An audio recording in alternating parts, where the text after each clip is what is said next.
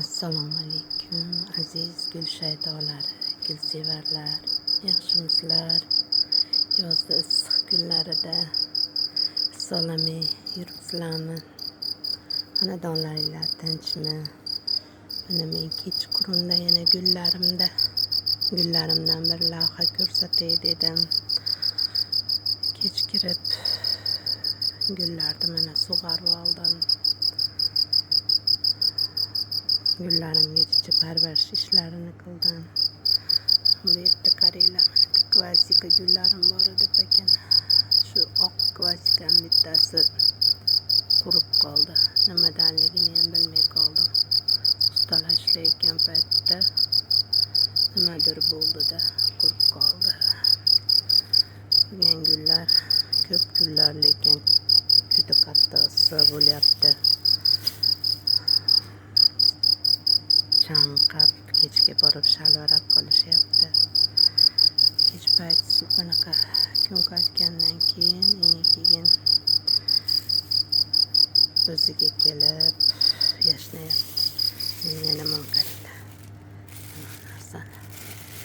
Bu banan po'stlog'ini mana огород chekalariga yeb bo'lishgandan keyin po'stlog'ini qo'yib qo'yaman.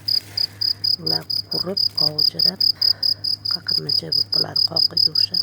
Keyin bularni maydalab qirqib, mana sekatorim bor, shunda qirqib, keyin bularni mana огородga sochib qo'yaman gullarimga.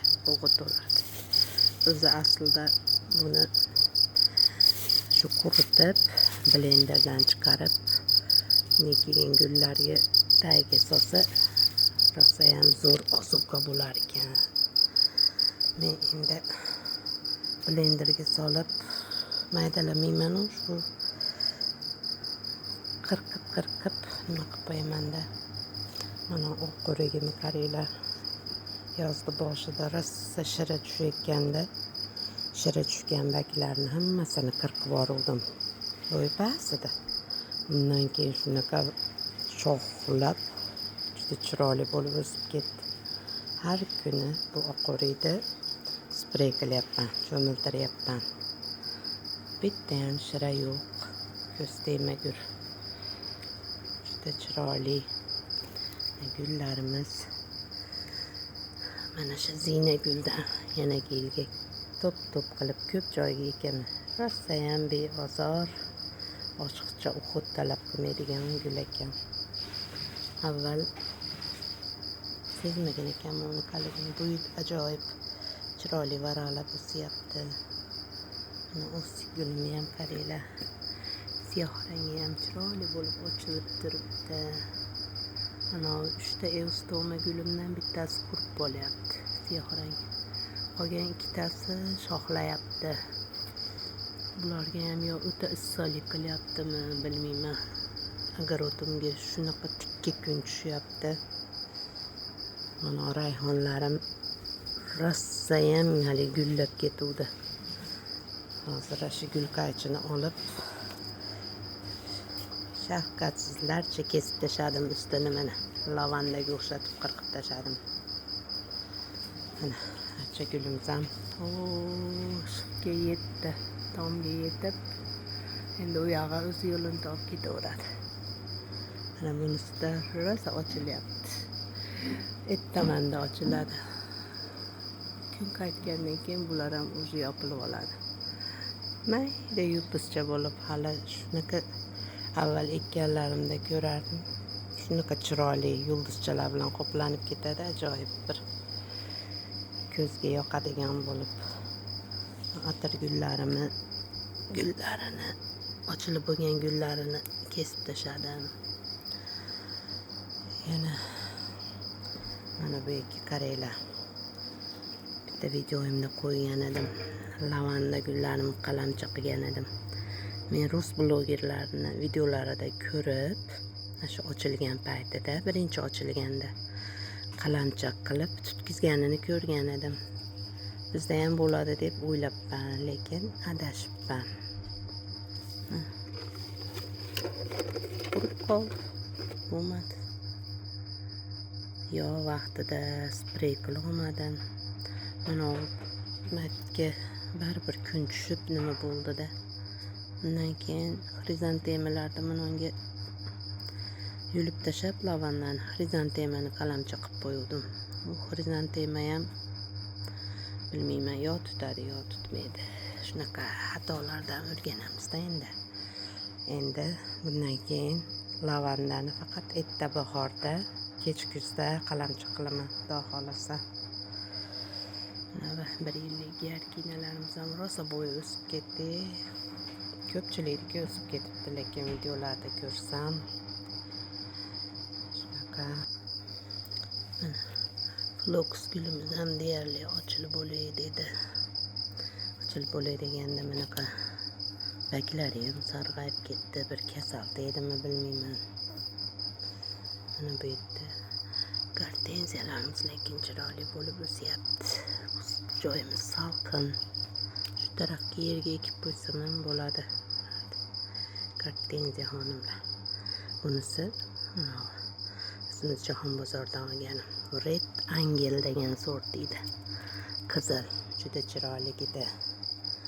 Yana bu yerdagi Namangandan olib kelgan gvazdikalarim ham ola salqin joyda yaxshi ko'karib amallayapti.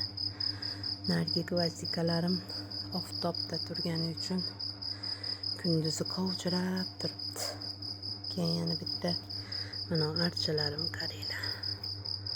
Bu hali moviy archani yashil baklik edi. Uni sarg'ayib ketyapti. Nimadan bo'lyapti shuni bir Google'dan istab topishim kerak. Suvsizlikdanmi desam, kunda suv quyapman. Yo ildizi qisilib qolimikin. Buni juda salqinroq, suvliroq joyga ekish kerak deganiga hayron bo'lib turibman. Garotim rosa ham oppoq ko'p joylari. Bu yerlarga rozmarin qalamchilarimni ekkanlarimni ham gullarni orasiga qo'yib qo'ydim. Ba'zilari qovjirab ketdi, mana bittasi. Mana bu yerga tugmacha gulli xrizantemani ekib qo'ydim. Bu ham bilmayman endi tutarmikin ishqilib. Juda yaxshi ko'ruvdim. Tutib ketishini xohlavdim.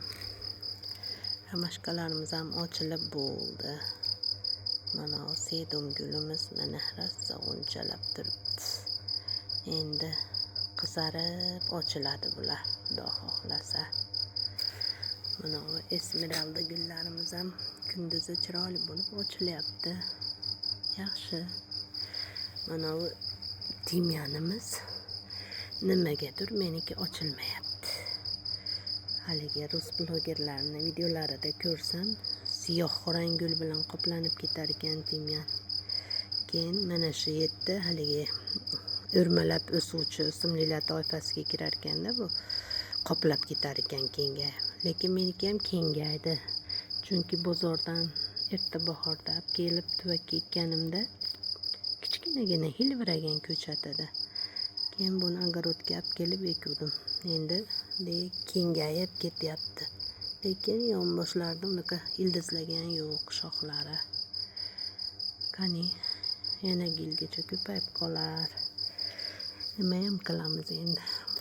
Mana buketni sort xrizantemalarimiz ham baklariga kuch berib o'sib yotibdi. Ochilmayapti.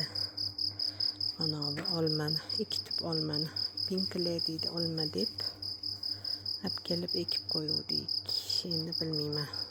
2 yil bo'ldimi, 3 yilmi bo'ldi bular ekkanimizga. 2 yil shekilli. Lekin hali mevaga kirmadi. Bu olmalar hali ajoyib anaqa noyob sortlari hozirgi yangilar. Bo'yi pastay bo'lib ochiladi. Gullaydi, meva tugadi. Shunaqa olma deb ekuvdik. Endi ko'ramiz yana gullarimiz, mana liliyalarimiz ham hali baklari turibdi, qurib ketgan yo'q. Piyonlarimiz lekin juda sarg'ayib ketyapti. Endi bularga ham yo ozuqa berish kerakmi? Tagiga chirik go'ng solaman kuzda, xudo xohlasa. Keyin kuchga to'ladi.